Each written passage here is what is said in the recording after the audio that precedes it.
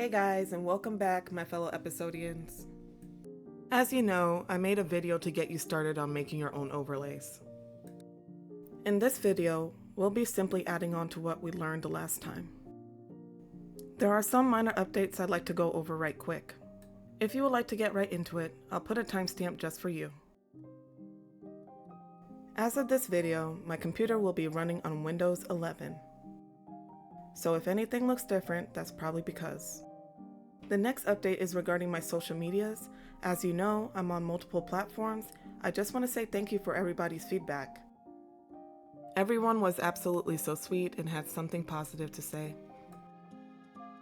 I just would like to say thank you from the bottom of my heart, and I look forward to sharing the next one. The final update I would like to talk about is my first upload. I would like to apologize for how I enunciated certain words. I have been recording for a while and I was getting frustrated, so I just wanted to get it over with. Next time, I'll do my best not to do that again. Now that we have that covered, we can continue where we left off. After the video, I realized there are some steps that I kind of forgot to go over with, so I'll try to get that out of the way first. One of the few things I have failed to properly go over is how to readjust your canvas size. And in the next few steps, I'll show you how to exactly change it. First, let's talk about image size. This will determine the quality of the image that you're working with. If you like to change your pixel dimensions of your project, you would have to do that here. Whatever values you put here will directly affect how the image will look and how much space it would take up on the computer. If you follow the preference steps correctly in the first video, you don't have to change anything unless you would like to experiment beyond episode. There is going to be a possibility in the future where you happen to make an overlay where the file size is just a little bit too large. I would like to refer to you a website called Compress or Die. If you happen to be in the episode community long enough, you probably know that Joseph Evans is the one who referred this website. This is what happens when you upload an image file to be compressed. As you can see, it managed to reduce the file size by almost 75%. It makes it really convenient if you happen to have an overlay file that's a little bit too large. It can show up pretty well on a portal once uploaded without compromising too much quality. Returning back to Sketchbook, we're going to go back to the Image tab and continue about the canvas. This is where you can directly change the size of the canvas for the project that you're working on. If you would like to work on a smaller canvas, you can go ahead and put in a smaller value that suits your needs. This is pretty much what happens if you put in a smaller value than the original. The canvas pretty much shrinks down according to the value you put in. There is definitely going to be times where you don't really need to adjust the canvas, you would just like to crop it. If you happen to look directly under canvas size, the crop option is right below it. One thing you have to take in consideration when uploading overlays to the episode portal is that I highly suggest you crop it down as much as possible, especially if you do advanced directing. Depending on how you plan on directing that overlay, it may not be necessary. If you want your overlays to be accurate as possible, I highly suggest you do. You see, when you press crop under image, the crop option in your toolbar will begin to highlight. As you begin to click and drag over the image, you can see the exact pixel measurements as you begin to make adjustments. If you're satisfied with what you selected, you can go ahead and click on the check mark. I just wanted to backtrack a little bit and show you, even though this is a completed PNG, this is what happens when you upload an overlay with too much empty space. As you can see, we're on the portal, and when you upload an overlay with too much empty space, it literally takes up the whole frame. You're probably looking at it like, oh, it's not taking up the whole space. Well, if you plan on using tappable overlays, yes, it literally will take the whole frame. I found this out recently when I was writing on my story and I wanted to make a tappable overlay, but I forgot to crop it down, and every single time I tapped on an empty space, the wrong event kept happening. But it wasn't until later I realized even the space around the overlay is included. Another factor you have to take in consideration, if you happen to upload your overlays like this, some of the scripting commands may not be as accurate. These commands include the anchor point location, how it rotates, and even the scaling of the object. The portal will do exactly what you tell it to do, but when you don't have the proper proportions, it may not turn out the way you expected it to be. I will only deem this step necessary if you plan on animating it. If you plan on using it as a plain overlay just to be shown in front or behind characters, you can pretty much leave it as is. Now that we have established the importance of cropping down your overlays, we can return back to Sketchbook and go to the next tab, which is Adjust. Under Adjust probably falls more under the more editing aspects when it comes to overlays, so I will come back to that another time because I still want to cover the basics of using Sketchbook. Under Adjust, you can tell there are rotation options and you're able to rotate your canvas counterclockwise or clockwise. If you click on the actions one time, it will simply rotate the canvas 90 degrees. While you're here, you can go ahead and experiment with the other canvas options. Typically, when it comes to these options where you can flip, rotate, or even mirror the canvas, is to basically get a different point of view on how everything looks. Because sometimes when you look at something for too long, you get too comfortable and you can't identify exactly what is wrong with it. Every once in a while, use these tools to get a different point of view as you get started. Right under canvas rotations, there are going to be two options about mirroring or flipping your layer vertically. And honestly, those are probably one of the few options that I do use a lot when making overlays. Mainly because it allows me to create different angles and point of views without manually doing it.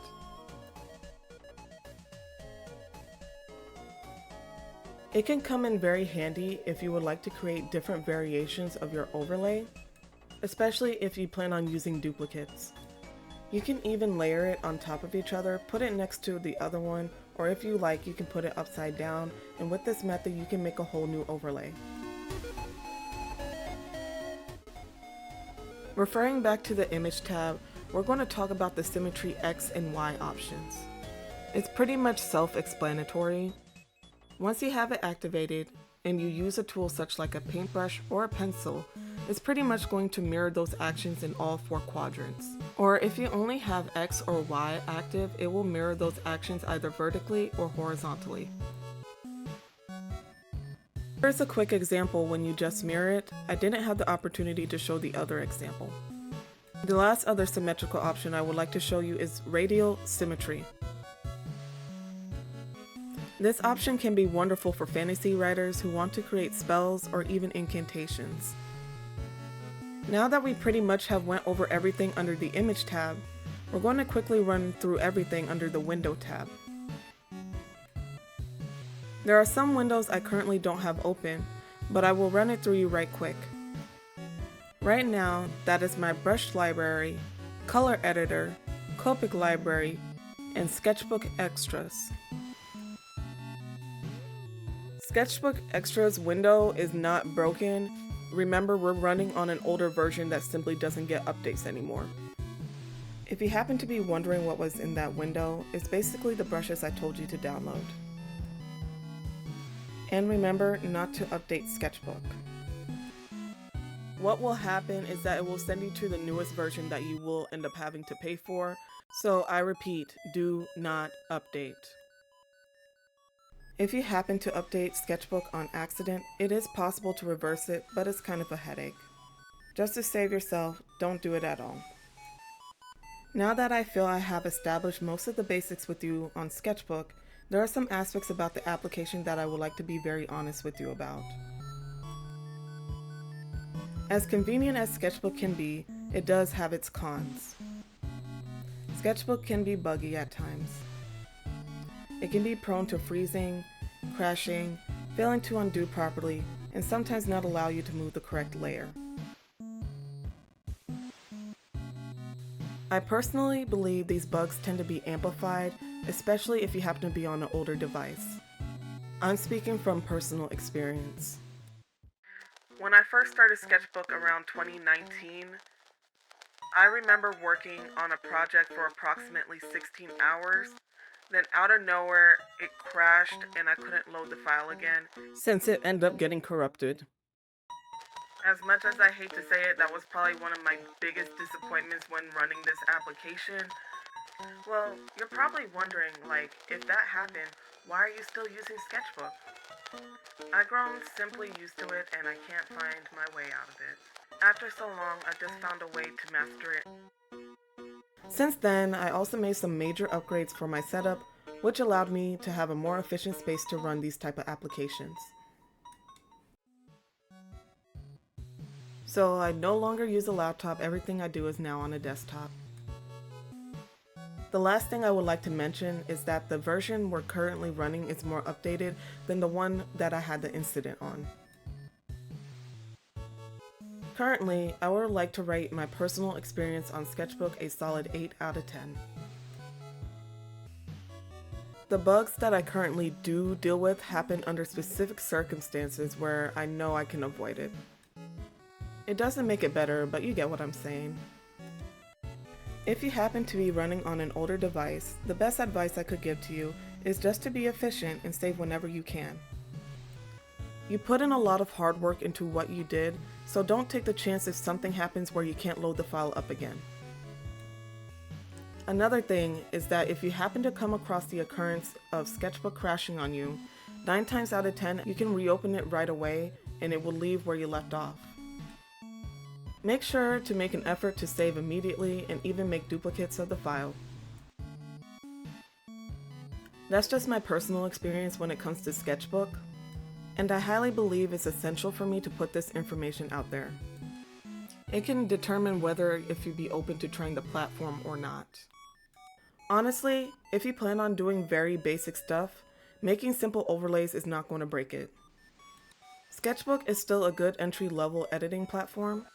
As time goes on, maybe you'll get acclimated enough to try something else, which is something I actually hope for you to do, since Sketchbook is not the most efficient editing platform. It simply gets the job done, but once you navigate it a certain way, you can get amazing results.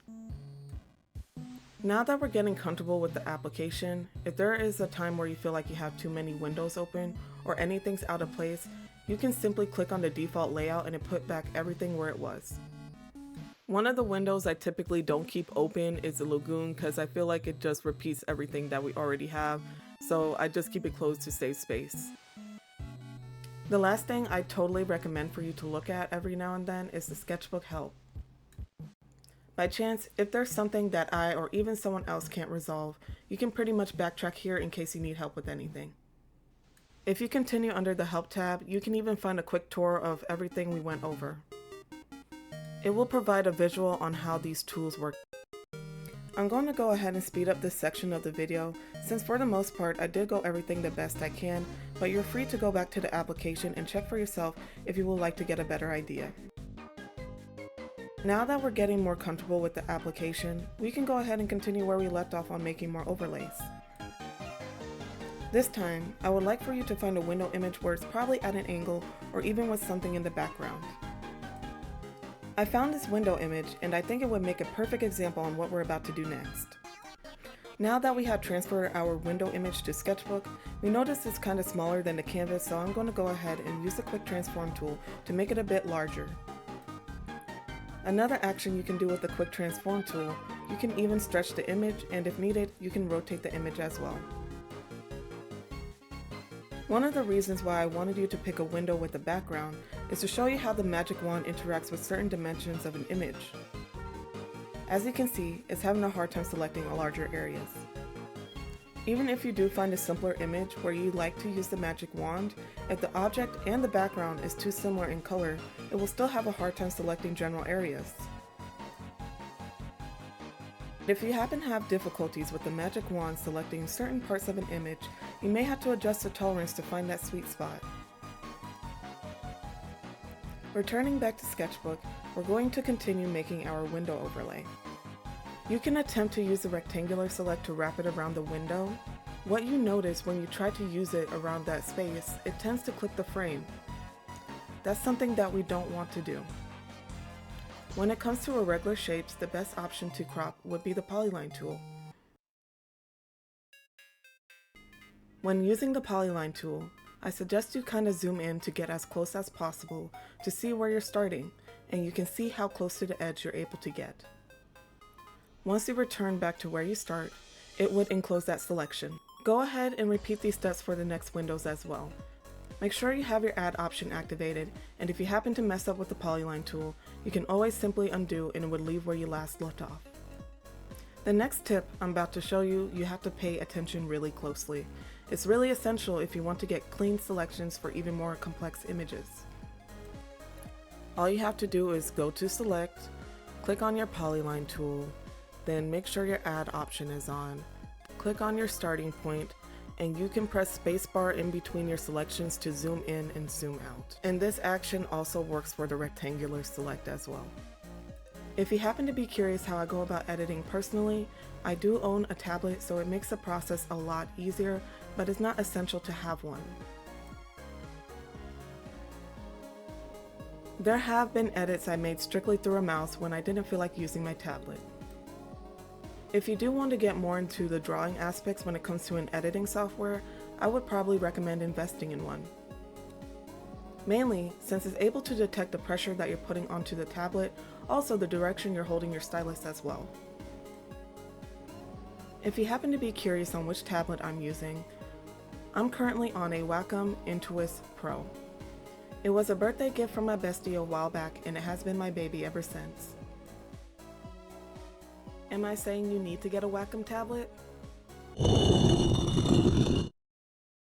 Absolutely not. There are many affordable options out there that can pretty much give you the same results. Now that you pretty much have removed the selected areas, we can go on to the next step. We're pretty much going to repeat what we did the last time, where we're going to select the areas that we would like to fill. Just make sure it's the layer below the overlay. By chance, if you just want to fill the specific areas, you can go ahead to the layer that the overlay is in, select the empty spaces, take your paint bucket tool, proceed to go to the layer below the overlay, and then the paint bucket tool will fill the selected areas. At this point, you should be comfortable with the idea of making windows, and you can go ahead and experiment with other concepts by layering different overlays or backgrounds with each other. If you feel like your overlay is ready, you can go ahead and make the final adjustments now. I do recommend finding some zone dividers to determine how large the overlay is going to be in the portal. If you think you're going to have difficulty making or finding zone dividers, I will find a way to link them in the description or in the comment section below. I just want to show you a quick tip on how to make your scenes a little bit more cohesive. My current overlay is at an angle, but my background is not. Go to the layer that your background is in, then click on the transform tool, but this time, we'll be using the distort option. And while your distort option is active, go ahead and pinch on the ends of the background to match the angle of the window. It doesn't have to be perfect, but as long as you're consistent, it will look pretty nice. We're in the final stretch of the video, so just bear with me and let's just get straight into it. I would like for you to get more comfortable with the polyline tool, so go ahead and find like a vase of flowers to transfer to Sketchbook. This is the one that I'll be making into a PNG. Go ahead and return back to Sketchbook and paste the image into an empty layer. Then blow up the image to a reasonable size so we're able to do the next step. Take your polyline tool, zoom in on an area that you would like to start, and begin clicking around the edges of the image, and as you go, use your spacebar to activate the zoom to travel around the edges. This is by far the most time-consuming way to select something, but can be the most accurate.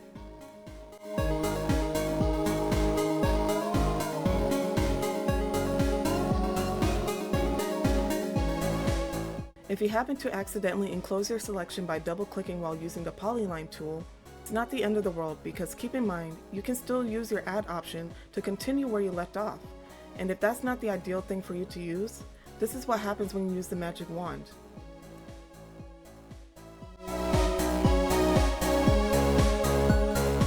Even with the tolerance a bit up, it does select a decent amount of the area, but it's selecting the good parts of the image. You can experiment with the tolerance to see if you can get most of the image cleaned up, but that's the good thing. It's all about using different tools as you go so you don't feel limited to one. Make sure your tolerance isn't too high, but you can still use your magic wand while your add option is active to click until it latches to certain edges of the image. I already went ahead and used the polyline tool in conjunction with the magic wand to get the selection, and it did a pretty decent job. At this point, our PNG is pretty much ready. If you were to size it down, sometimes Sketchbook leaves edges off the canvas. If you do want to get rid of it without necessarily resizing it, click on the crop tool, select the whole canvas, then click on the check mark, and what's going to happen, whatever is off canvas will be deleted. This is what it's going to look like when it's about to be uploaded to the portal, and it looks pretty great and you can use it any way that you like. So that pretty much ends it for this episode. I know it was kind of long, but I just wanted to get that out of the way so I can most likely for the next video get started on reviewing the brushes. If this helped you learn anything, I would like to see what you were able to create up to here. You can tag me on Instagram, TikTok, and other platforms that I'm active on. Later down the line, as we get more comfortable, you'll be able to submit stuff where I'll be able to make videos on how to improve them. As of lately, I have been receiving questions if I do commissions for backgrounds or overlays. That's something I'm currently working on right now, but I just need some time to get a proper foundation. If that piques your interest, I suggest you follow me on Instagram to get status updates.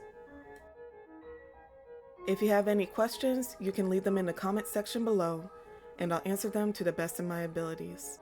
If you happen to make it this far in the video, I just want to say thank you, and I hope to see you in the next one.